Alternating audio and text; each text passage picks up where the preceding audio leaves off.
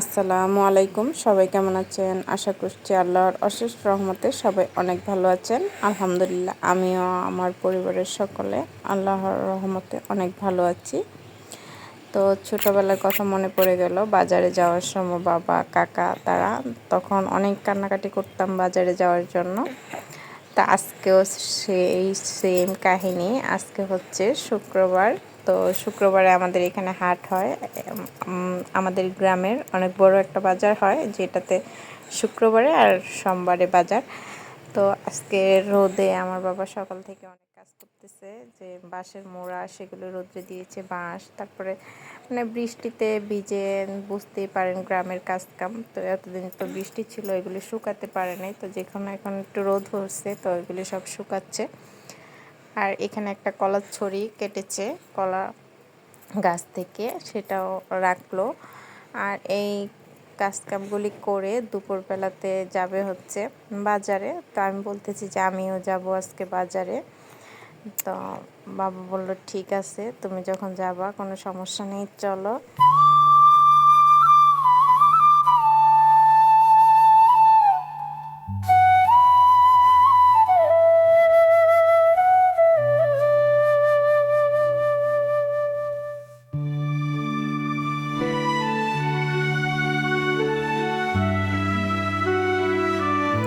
আর এই যে আমার মেয়ে অত রোদের মধ্যে নামতেছে উঠতেছে, তার তো কোনো শান্তি নাই।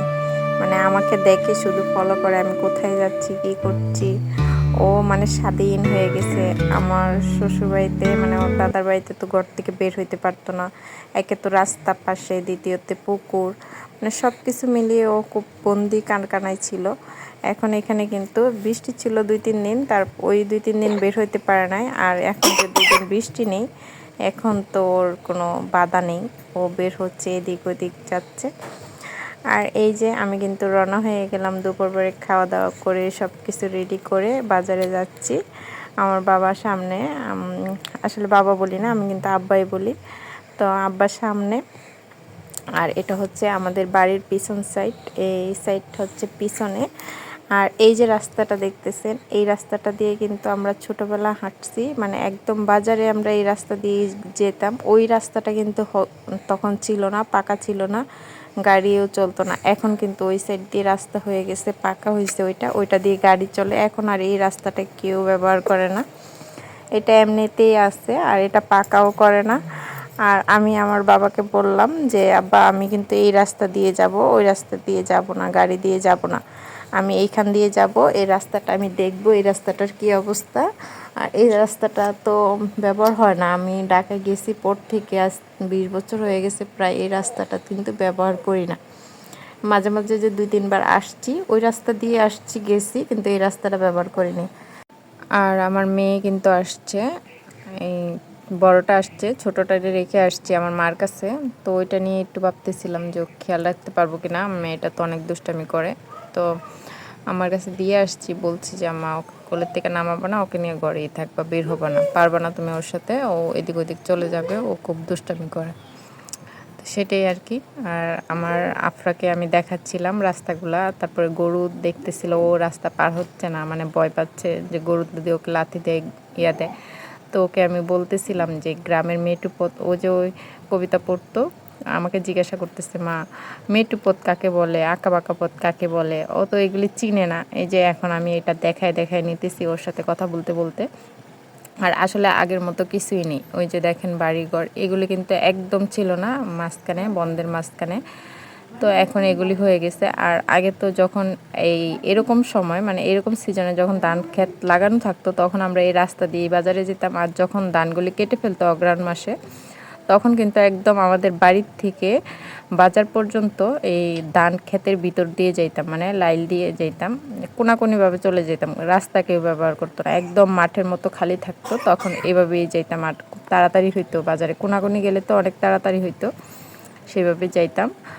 আর এখন কিন্তু সেটা হয়তো বা হবে না, যেহেতু মাঝখানে মাঝখানে বাড়ি হয়ে গেছে, ঘর হয়েছে, অনেকটাই পরিবর্তন হয়ে গেছে। প্রযুক্তির সাথে সাথে মানুষের ইয়েও চেঞ্জ হয়ে গেছে। আগে তো এরকম টিনের ঘর, পাকা ঘর ছিলই না, সব ছনের ঘর ছিল। ছন মানে এই যে ধান ক্ষেতের ধানের এই ইয়াগুলাকে আমরা সন বলি, ওই সনের গড় ছিল। এখন কিন্তু আর সনের গড় একটাও দেখতে পাই নাই, গ্রামে আসছি থেকে একটাও দেখিনি।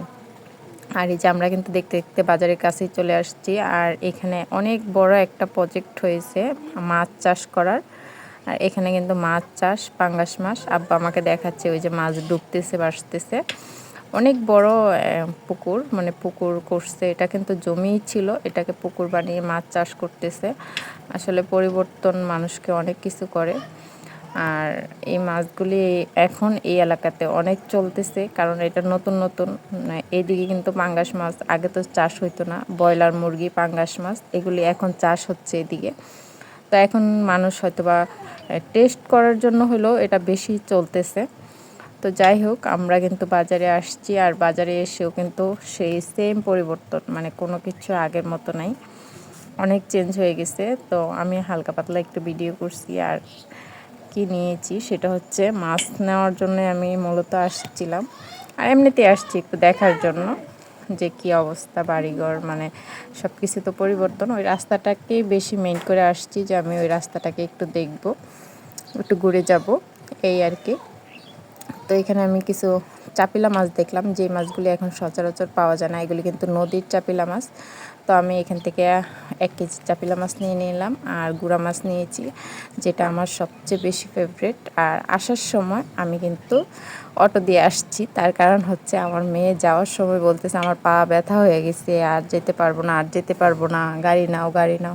তো ওইখানে তো আর আমি গাড়ি পাবো না। পরে বলছিলাম যে ঠিক আছে, বাসায় যাওয়ার সময় আমি গাড়ি নেব, তখন অটো দিয়ে আমি আসছি ওকে নিয়ে।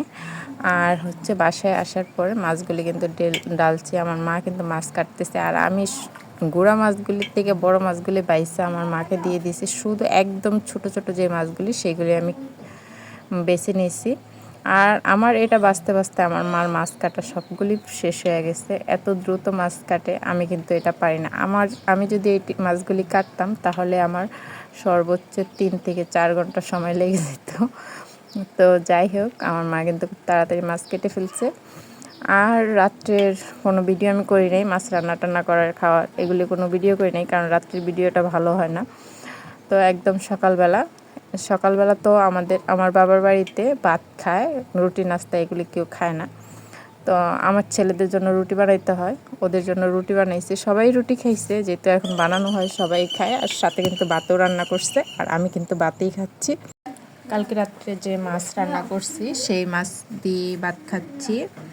তো আমার ভিডিওটি এই পর্যন্ত, যারা দেখতেছেন একটি লাইক করতে ভুলে গিয়েছেন, একটি লাইক করে দিবেন। আর যারা নতুন আমার চ্যানেলটি ভিজিট করতেছেন তারা চ্যানেলটি সাবস্ক্রাইব করে নেবেন। আজকের ভিডিওটি এই পর্যন্তই। আল্লাহ হাফেজ।